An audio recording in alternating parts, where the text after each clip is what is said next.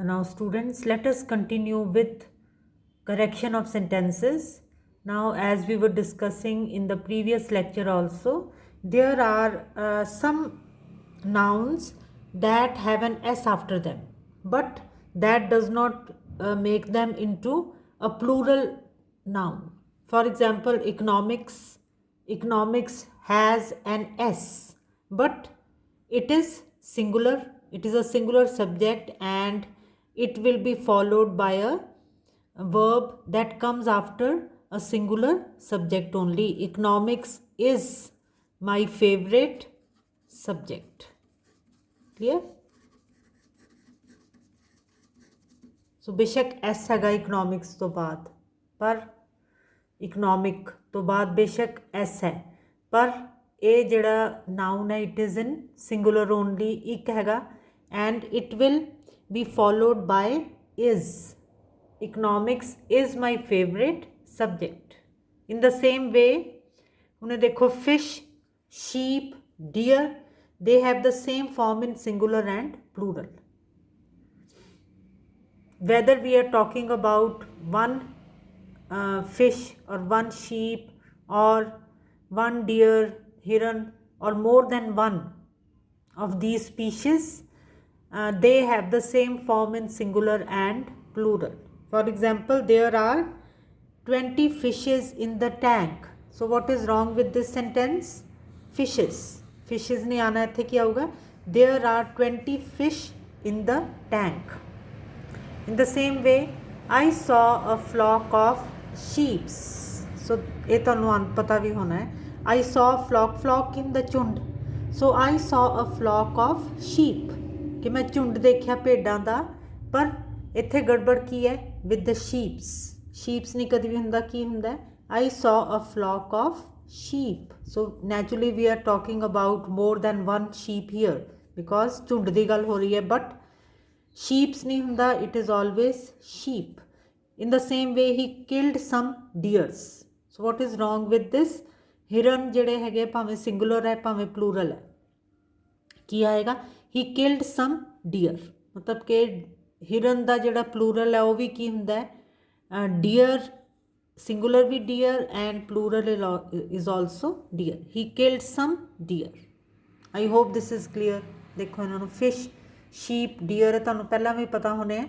Another very interesting thing is dozen, score, 100, 1000, mile. ਹੁਣ देखो dozen का मतलब की हुंदा 12, स्कोर का मतलब की हुंदा 20. मतलब ये जदों आप डजन स्कोर कहने आ, स्कोर ऑफ बुक्स आप कह सकते हैं, क्लियर? तो उदों की आंदा हैगा score minus 20, dozen minus 12, 100 you know, 1000 also you know, mile की हुंदा मील. So these verbs are these nouns are in singular when used after a numerical. उन्होंने देखो ध्यान ना, it is so interesting. So these nouns are used in singular when used after a numerical, otherwise they are in the plural. ਹੁਣ ਦੇਖੋ ਇਹਨੂੰ ਧਿਆਨ ਨਾਲ. ਸੋ numerical ਦਾ ਮਤਲਬ ਕੀ ਹੈ? ਜਦੋਂ ਕਿ ਕੋਈ ਨੰਬਰ ਆ ਜਾਂਦਾ ਇਹਨਾਂ ਦੇ ਅੱਗੇ, ਤਾਂ ਫਿਰ these are not to be used as plurals but as singular. ਹੁਣ ਇਹਨੂੰ ਦੇਖੋ, she bought 4 dozen eggs. she bought 4. ਹੁਣ dozens ਦੀ ਬਜਾਏ ਕੀ ਹੋ ਜਾਊਗਾ? डजन. तो इत्थे एक हाइफन भी पा दो. देखो now this is something very interesting. So है तो ज़्यादा क्लियर, पर फिर भी क्यों डजन्स की बजाय डजन हो गया? Because a numerical was there, a number was there. Therefore she bought 4 dozen eggs. जिद्दां आपां जदों पंजाबी च बोलते हैं आपां की कहने आ? 4 दर्जन अंडे दो. वी नैवर से 4 दर्जना एग्स दो. So she bought 4 dozen eggs. So जो अगे नंबर आ गया तो फिर की हो गया? सो जे नंबर ना आए सपोज फिर की है फिर तुसी इनू प्लूरल च यूज़ करोगे। So then you will say she bought dozens of eggs. मतलब जो अगे नंबर नहीं ना दसिया होया, कोई नंबर नहीं हैगा, 4 नहीं है, 2 नहीं है, फिर क्या आ जाऊगा, she bought dozens of eggs.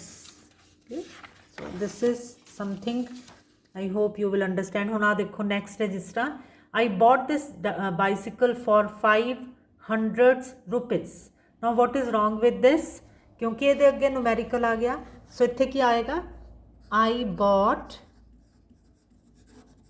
This bicycle for 5, फिर 100 की बजाय की आ जाऊ, 100 की बजाय की आ जाऊगा 100 फॉर 500 रुपीज़। सो क्योंकि ये आ गया और इत्थे हाइफन पा लोगे तो इट विल बी बेटर। देखो 500 रुपीज़, क्लियर। इसी तरह नैक्सट देखो, ही lent me a 50 rupees note. हुण इत्थे भी की है कि ही लेंट मी, क्योंकि 50 आ गया अगे न्यूमेरिकल आ गया, इसका कितने क्या होगा, ही लेंट मी ए 50 और अगे क्या होगा, रुपी नोट। जिस सब किसी को कहने हो 10 रुपये का नोट है, do you have a 10 rupee note, you will never say do you have a 10 rupees note नहीं होंदा। मतलब पंजाबी च भी तुसीं की कहने हो 10 रुपये का नोट है, 50 रुपये का नोट है, ठीक है। सो इस तरह के नाल इत्थे फिर की होगा, रुपीज़ नहीं आऊगा, की आ जाएगा, he lent me a 50 rupee note. I hope this is clear and you should be able to do this. इसी तरह देखो 4 मील की रेस लगाई, तुसीं ये नहीं कहते 4 मीलों की रेस लगाई, ठीक। सो यू विल ऑलवेज, क्योंकि इत्थे 4 आ गया, 4 is a numerical, therefore he ran a 4 mile race. 4 मील की रेस लगाई, तुसीं ये नहीं कहते 4 मीलों की रेस लगाई, ठीक है। सो पंजाबी च भी देखो इदा ही है, he ran a 4 mile race. Next देखो हुण, next is thousands of man attended the meeting. हुण इत्थे गलत, क्योंकि इत्थे नो न्यूमेरिकल इज़ देयर, कोई नंबर नहीं है, इस करके इत्थे की आ जाऊगा, thousands of man attended the meeting.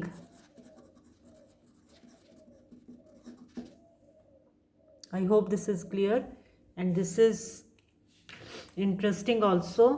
Next देखो, next is again all these are nouns, समुदायवाचक जिन्होंने आप कहते सी कलैक्टिव नाउन्स है सारे। देखो gentry, folk, cattle, people, poultry, police. Now these are singular in form. Singular in form means इन्हों के पिछे एस नहीं लगता, मतलब you this you know, cattles गलत है, पीपल्स गलत है, clear. So these are singular in form, मतलब इन्हों के पिछे एस नहीं लगता, बट प्लूरल इन मीनिंग, मतलब इन्हों का नैचुरली पीपल का मतलब की एक तो ज़्यादा, so they are plural in meaning, और naturally so they are singular in form and they are plural in meaning. So ithe naturally they will take a verb that comes after a plural. So ithe की गलती है, the village folk are simple.